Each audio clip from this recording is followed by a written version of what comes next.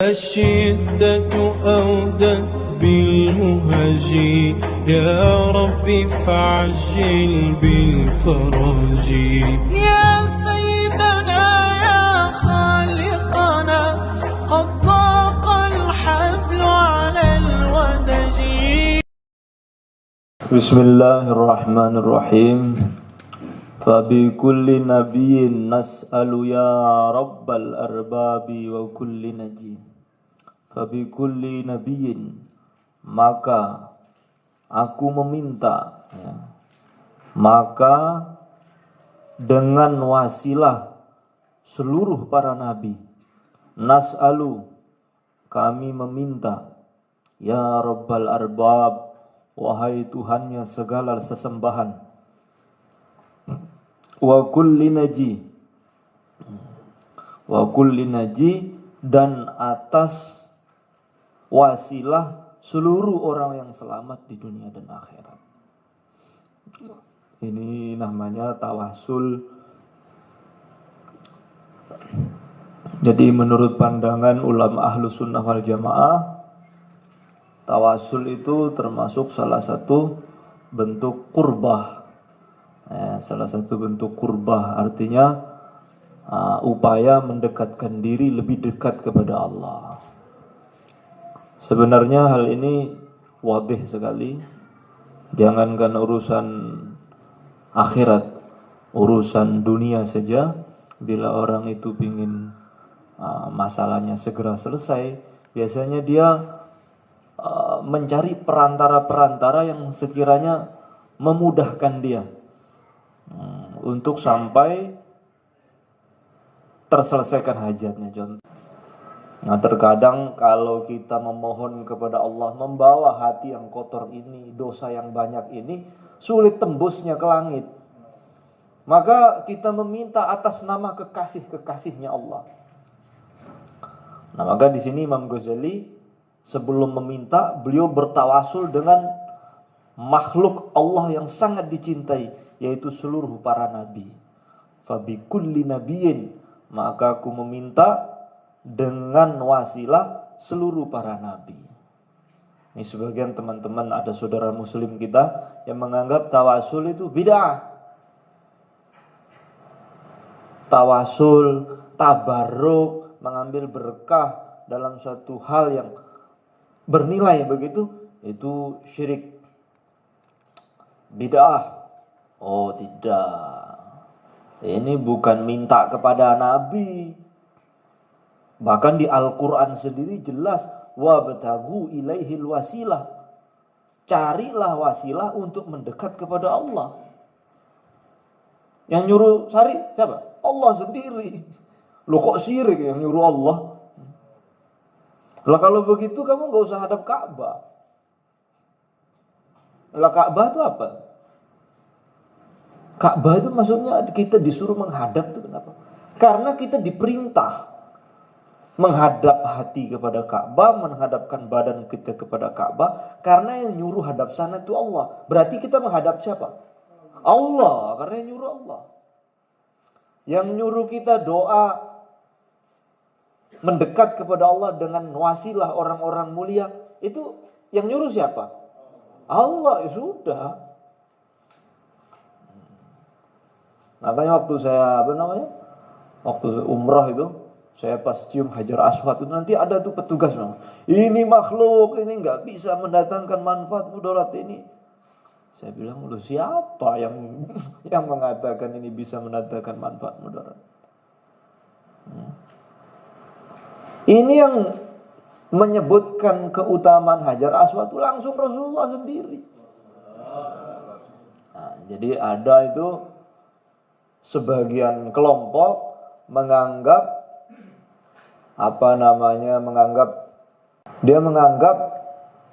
pokoknya tauhid yang benar tauhid dia. Kalau kita ndak seperti dia, mesti nang neraka. Nah ini antum hati-hati dengan pemikiran atau ideologi seperti ini, bahaya sekali. Nah artinya bahasa lainnya ada upaya-upaya ahlul batil yang ingin memutus hubungan antara doa umat Islam dengan tawasul supaya doanya itu cepat dimakbul oleh Allah Subhanahu wa taala. Sayyidina Umar bin Khattab ketika itu Madinah terjadi musim kemarau. Kering kerontang. Maka beliau cari Sayyidina Abbas, pamannya Nabi. Digandeng tangannya, dibawa ke makom. Kemudian beliau angkat tangannya, "Ya Allah, dulu ketika kekasihmu Rasulullah masih hidup, kami bertawasul untuk minta hujan lewat beliau. Sekarang beliau sudah tidak ada, yang ada pamannya. Sekarang saya minta kepadamu ya Allah, turunkan hujan dengan sebab perantara pamannya ini." Langsung mendung, hujan langsung. Nah, ini Sayyidina Umar lo tawasul. Itu orang yang langsung ditunjuk oleh Nabi ahli surga. Makanya saya kalau ketemu sama orang yang bidah-bidahkan tawasul, saya kowe kapan ditunjuk Nabi ahli swarga? Hah? Kemelinti. Lalu Kanjeng Nabi langsung, Sayyidina Umar itu langsung ditunjuk oleh Nabi ahli surga. Nggak mungkin sikapnya itu nggak tahu. Masa melakukan bid'ah, nggak mungkin. Dan orang itu tidak boleh menilai orang itu secara zahir. Nggak tahu kita alasannya. Kadang, misalnya contoh, itu kan tawasul itu berarti menjadikan selain Allah ada perantara. Itu sama seperti penyembah berhala itu.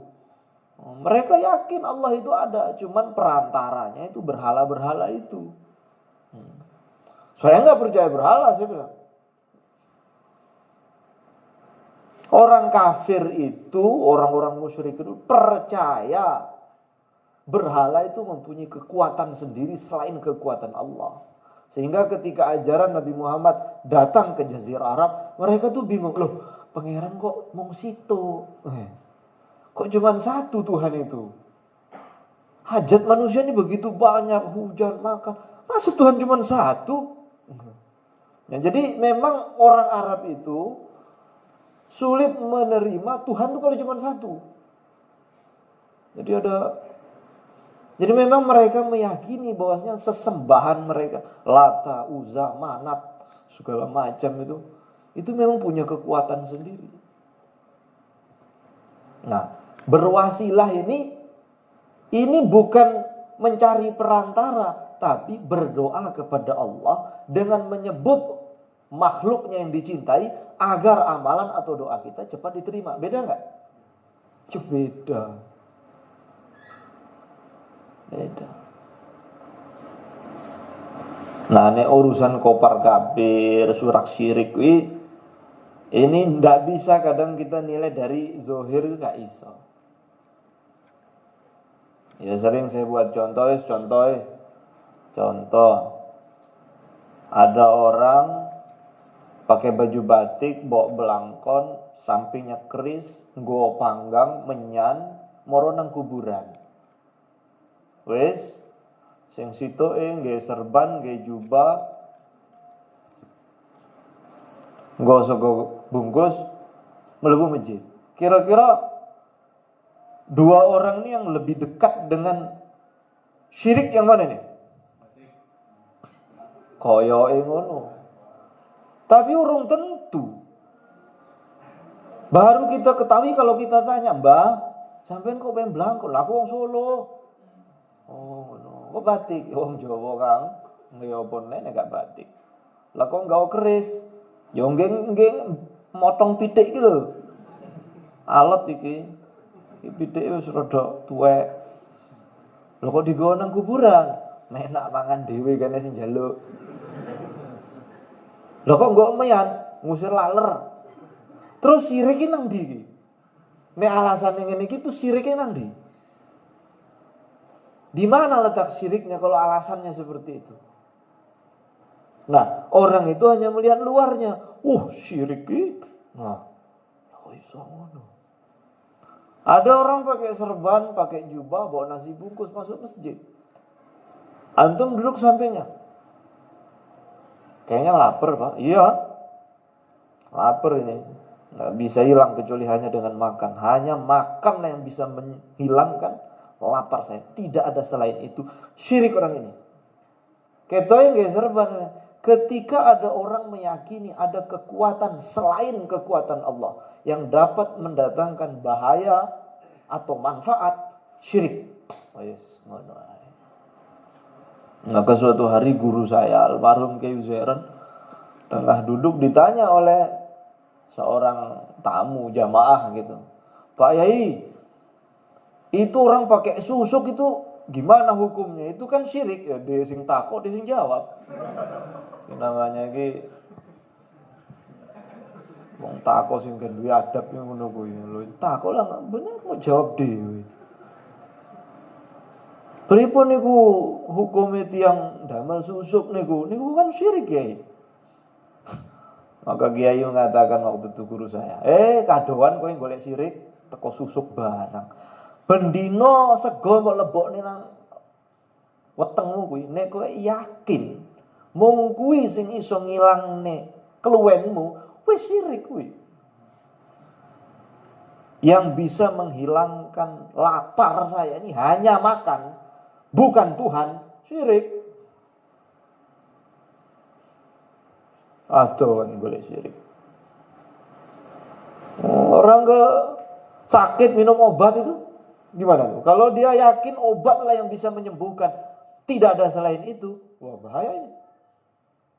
Tapi kan tidak ada orang Islam keyakinannya begitu kan? Orang Islam itu keyakinannya nek cara wong sak awam-awame wong pinggir dalan kuwi terus greges ngono terus ngombe apa kae? Bodrek itu ya sing umumnya bodrek wis. Mbah, sampe ngombe bodrek greges awakku. Mbah, ki bodrek iki gak iso ndadekne mari. Ngerti.